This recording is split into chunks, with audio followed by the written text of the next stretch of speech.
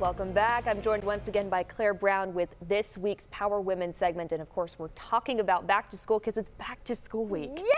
Which I know, is it's so great. It's already here. The time is upon us. Yes. So Claire, tell us, what are parents and students looking forward to? And then what are some challenges that they need to kind of work through? Well, most parents are very excited. I'm sure, yes. We're so happy to have kids back in school. But the seasonal shift of back to school can be a really tough one. And juggling family and work during the summer has finally become somewhat comfortable to us. And now we have the school schedule back into the routine. Parents struggle with this as much or more and worry with anxiety of back to school, and as our children do.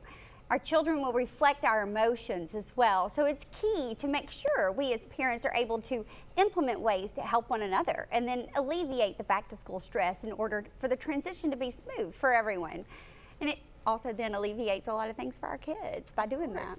And I know you just mentioned stress, anxiety. Yeah. So what are some different ways that we can help, like you said, alleviate that for everyone? Right, yes. And so continue to remember that all parents are struggling this week in some way. So giving that grace and space is really key right now.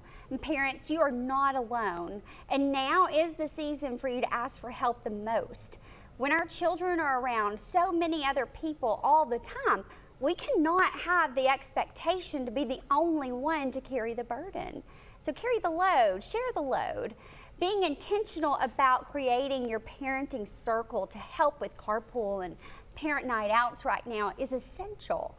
As hard as it is for most of us, we have to implement processes and systems to stay organized and manage the mess of motherhood right now.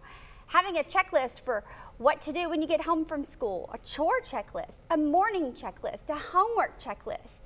All of these give a visual structure and guidance to children, which helps them feel safe and secure, which then makes them feel loved.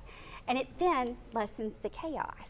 I like those checklists. I still make checklists for myself today. Now I know for some parents it's easy because all the kids go to the same school. It's drop off and pick up. Right. But for some, you know, they have 3 kids at 3 different schools. Yes. So, you know, everyone's scenario is so different, right? And we don't know about everybody in the car. Exactly. Right. But there will always be a family who somehow manages the mess with grace beyond imagination. And what is important is to not compare your insides to other people's outsides. What we can do is learn from others. Delegate things that we don't do best ourselves and give them to other people to do. Delegate things to your children so that then they grow with responsibility.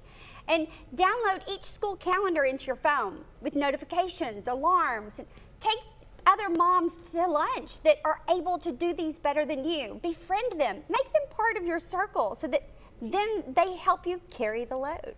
I like that. Everybody's sharing the load. Yeah, but you don't have to carry it all yourself.